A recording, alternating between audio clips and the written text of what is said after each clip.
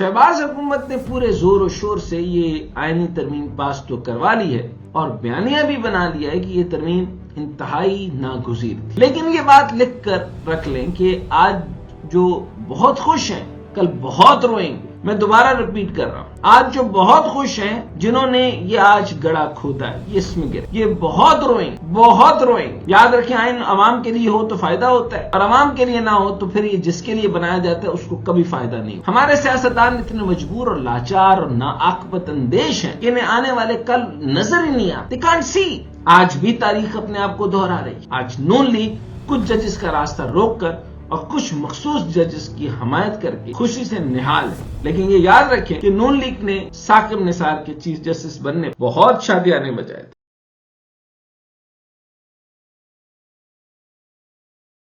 अस्सलाम वालेकुम, मैं डॉक्टर हसन जावेद और आप देख रहे हैं द वाइट मैनिफेस्टो। शहबाज हुकूमत ने पूरे जोर और शोर से ये आईनी तरमीम पास तो करवा ली है और बयानिया भी बना लिया है कि ये तरमीम इंतहाई नागुज़ीर थी। अच्छा, कहां से नागुज़ीर थी, कैसे नागुज़ीर थी, ये बात अब मुझको समझ नहीं आई, लेकिन उनके लिए नागुज़ीर थी। लेकिन ये बात लिख कर रख लें कि आज जो बहुत खुश हैं कल बहुत रोएंगे। मैं दोबारा रिपीट कर रहा हूं, आज जो बहुत खुश हैं जिन्होंने ये आज गड़ा खोदा है, ये इसमें गिरेंगे, ये बहुत रोएंगे, क्योंकि आइन में आज तक जितनी तरामीम हुई इनका अवामी मुफाद से कुछ लेना देना नहीं। याद रखें, आइन अवाम के लिए हो तो फायदा होता है और अवाम के लिए ना हो तो फिर ये जिसके लिए बनाया जाता है उसको कभी फायदा नहीं हुआ। जिसने जर्नल अपने लिए खुद चुना वो दीवार में चुना गया, जिसने अपने लिए जस्टिस चुना वो खुद भी दीवार में चुना जाएगा। अब जो जस्टिस चुन रहा है देखें क्या होता है। अगर अफरीदी साहब मान गए तो अफरीदी साहब फिर इनके साथ क्या करते हैं, क्योंकि अब वो चुने हुए। अब चुने हुए इनको किधर चुनेंगे वो देखते हैं। हमारे मुल्क में यह भी एक हकीकत है कि सदाबहार हाकिम वक्त establishment and rather establishment is the मेटाब्लिशमेंट हर बार अपना कंट्रोल मजीद मजबूत करवाता है। हमारे सियासतदान इतने मजबूर और लाचार और नाआकबत अंदेश हैं कि इन्हें आने वाले कल नजर ही नहीं आता। They can't see. इनको ऐसे ही लगता है कि हुलूसिनेशंस है, जैसे वो आप मोटरवे पे जाएं तो ऐसे दूर से लगता है कोई भाप से उड़ रही है और पानी है, लेकिन वो असल जाएं तो कुछ नहीं होता। बिल्कुल इसको एक इफेक्ट कहते हैं। ये वो वाले इफेक्ट के ऊपर चल रहे हैं। 1998 में रातों रात एक ऐसी तरमीम लाकर एहतसाब ब्यूरो बनाया गया। चंद माह बाद इसी ब्यूरो के अफसरान ने नवाज शरीफ और शहबाज को छितर फेरे थे। आज भी तारीख अपने आप को दोहरा रही है। आज नून लीग कुछ जजेस का रास्ता रोककर और कुछ मखसूस जजेस की हमायत करके खुशी से निहाल है। लेकिन ये याद रखें कि नून लीग ने साकिब निसार के चीफ जस्टिस बनने पर बहुत शादियाने बजाए थे। साकिब निसार नवाज शरीफ के वकील भी रहे, लेकिन बाद में इसी साकिब निसार ने इनको ऐसा रगड़ा लगाया कि पूरी दुनिया ने देखा। अब भी ये नून लीग आईनी बेंच बनने पर खुशियां मना रही है, लेकिन अब भी रगड़ा इनको इसी बेंच से लगेगा जिसकी तरमीम इन्होंने अपने हाथों से की है। बहरहाल यह आईनी तरमीम किस तरह और किसकी खुशामद के लिए की गई, यह समझाने के लिए आपको एक वाकया सुनाता हूं। वाकया जरा गौर से सुनिएगा, इंटरेस्टिंग है। वाकया कुछ यूं है कि एक अफसर ने पानी में पत्थर फेंककर मातहतों से पूछा कि बताओ पत्थर डूब क्यों गया।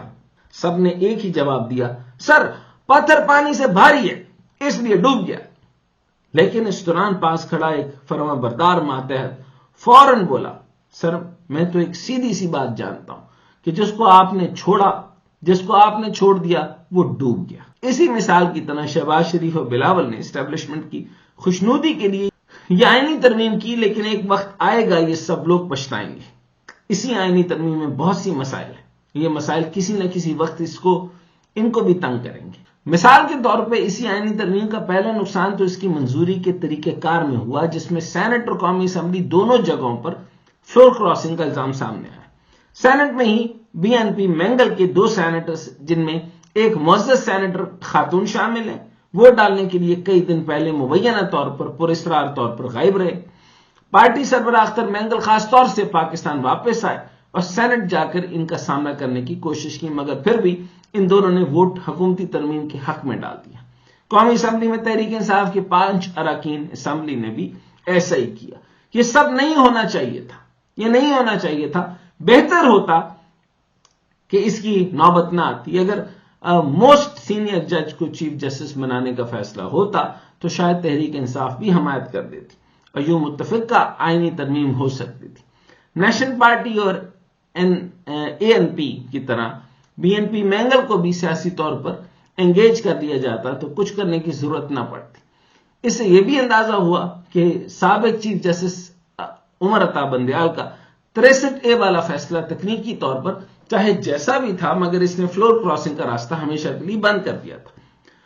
ایک منفی پہلو یہ بھی ہے کہ پارلیمانی کمیٹی اگلا چیف جسٹس بنانے کا جو فیصلہ کرے گی اس کے بعد جوڈیشل کمیشن آئینی بینچ کے لیے جن فاضل جج صاحبان کا انتخاب کرے گا ان پر اعتراضات پہلے دن سے ہوگا کیونکہ یہ ججز حکومت کے مقرر کردہ ہوں گے. کیونکہ جوڈیشل کمیشن اور پارلیمانی کمیٹی میں ان کی ہی اکثریت ہے اس لیے اب اپوزیشن کو کسی بھی مقرر کردہ جج پر تنقید کرنے کا موقع مل جائے گا اور وہ اس سے سیاسی بیانیاں بنائیں گے. دوسری جانب وکلا تنظیمیں اس حوالے سے تحریک چلانے کا اعلان کر چکی ہیں. یہ افسوسناک ہوگا کہ جج صاحبان جن کا اس ترمیم میں کوئی عمل دخل نہیں ہے ان پر خام خواہ متنازع ہونے کا تاثر جائے. ایسا نہ ہوتا تو بہتر تر رہتا.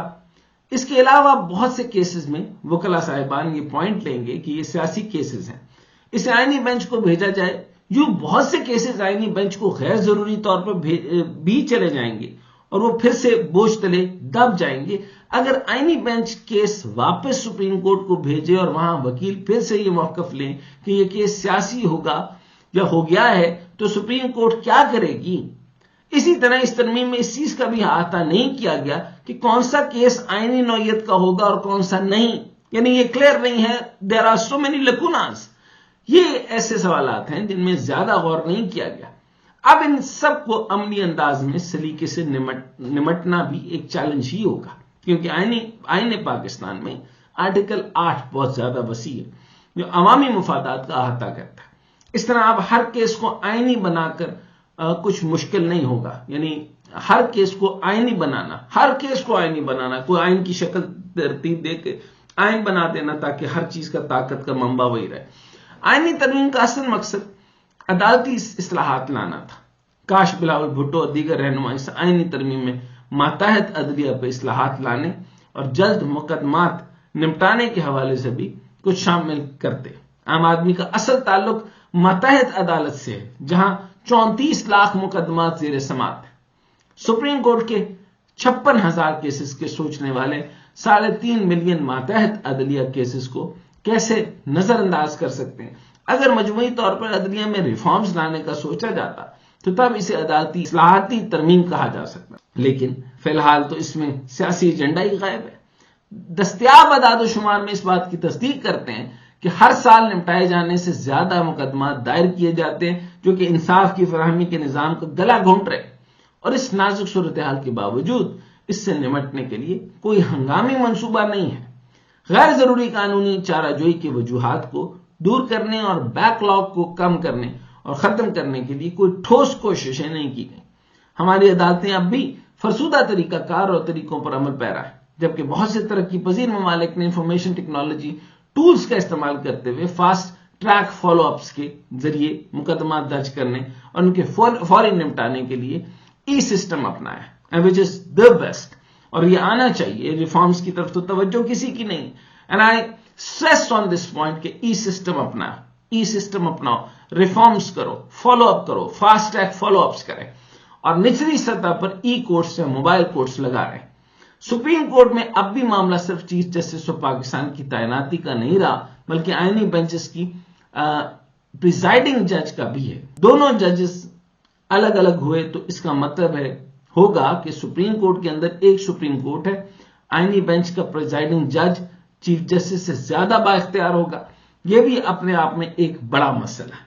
اس طرح ترمیم میں تو واضح لکھا ہے کہ اگر 3 سینئر ترین ججز میں سے چیف جسٹس کے لیے ایک کا انتخاب کیا اور اس جج نے انکار کیا تو باقی 2 جج میں سے ایک کا انتخاب ہوگا اور اگر انہوں نے بھی انکار کیا تو پھر سینیورٹی میں اگلے جج کا نام تجویز ہوگا. یعنی فرض کریں اگر حکومت یحییٰ افریدی کو چیف جسٹس لگانے کی خواہش مند ہے لیکن وہ انکار کر دیتے ہیں تو حکومت کو جسٹس منصور اور جسٹس منیر میں سے ایک کو جج لگانا پڑے گا اور اگر وہ بھی انکار کر دیں تو پھر حکومت ان تینوں کے بعد جو سینئر ہوگا اس کو چیف جسٹس بنا سکتی ہے۔ اب آپ اس ترمیم کروانے کو جلدی کہیں یا حکومت کی غلطی، لیکن حکومت کو اب ان 3 ججز میں سے ایک ہی کا انتخاب کرنا ہے، اور حکومت ان 3 ججز پر اتفاق کرنے کو تیار نہیں ہے۔ سو گیم ابھی آن ہے، دیکھتے ہیں اس کے معاملے میں اب کیا ہوتا ہے۔